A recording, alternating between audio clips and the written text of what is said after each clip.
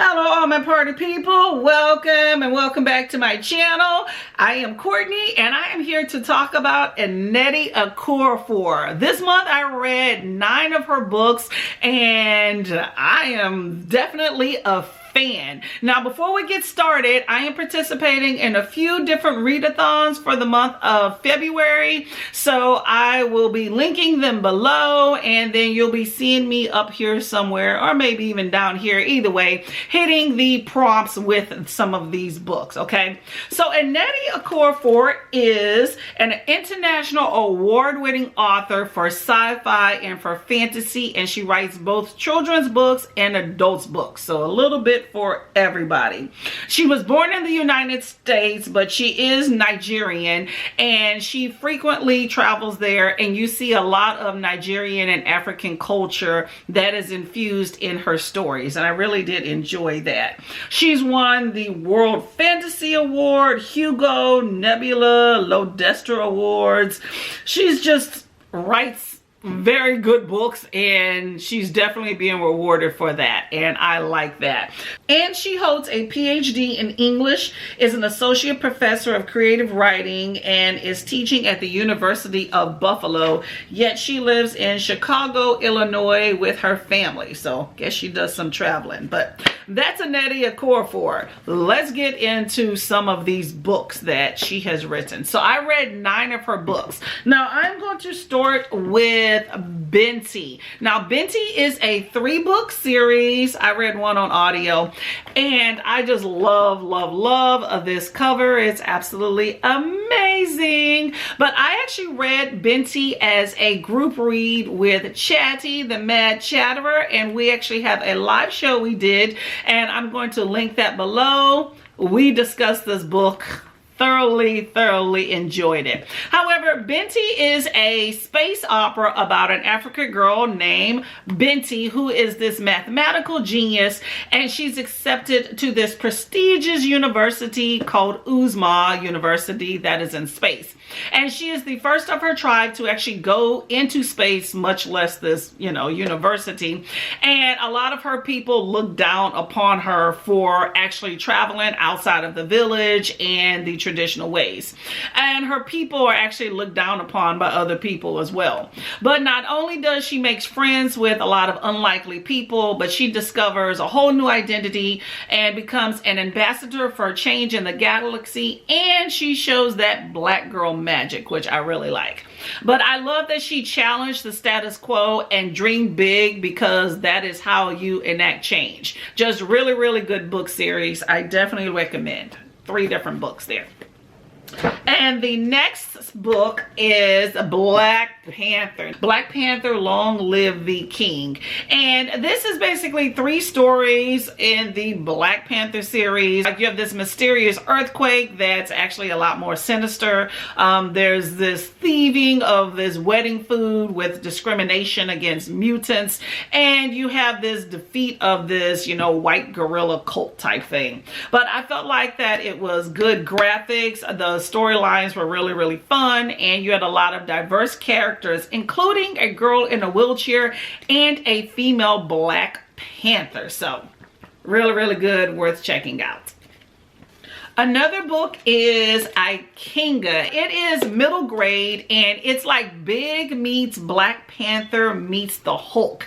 And it is set in Nigeria, where you have a 12-year-old boy named Nnedi, and his father is the local police chief, and he is murdered. So while him and his mom and family are grieving, the community is becoming increasingly victimized by corruption and other crimes. So then he's given this magical object that allows him to transform into this big, powerful black guy that helps to save the community, but he needs to learn how to get himself under control. Now, I loved in this book all of the food references. It was just very mouth-watering, I will say.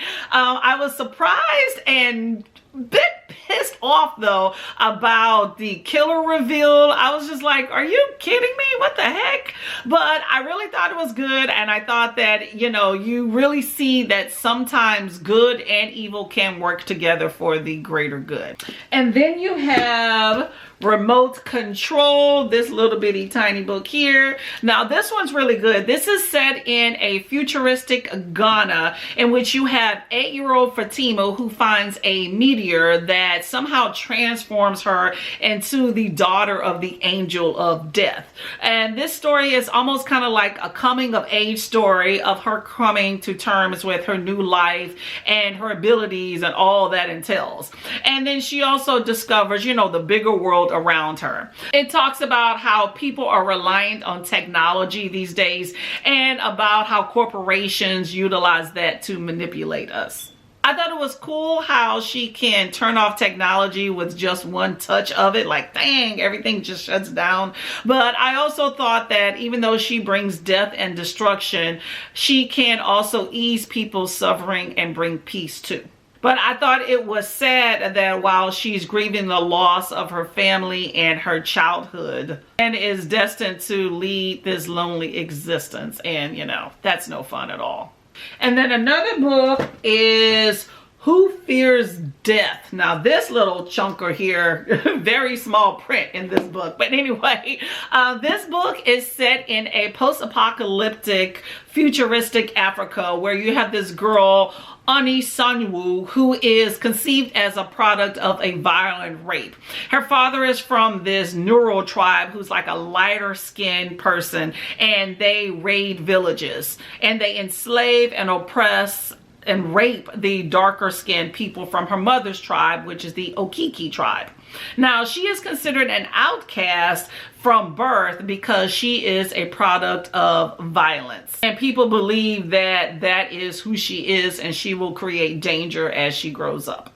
Also, as she grows up, she realizes that she is being targeted by this dangerous person, and she also has all of these magical abilities like shape-shifting and some other stuff we won't go into.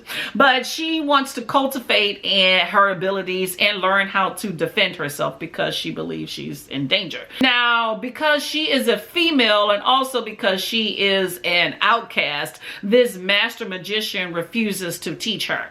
So the book follows her learning about who she is and how to control her inner magic, while she's also navigating like love, prejudice, sexism, and coming to terms with her purpose and her destiny. But this book gave me a lot of like biblical vibes while she was like walking through the desert, performing miracles and being like a beacon of hope for all of these oppressed people.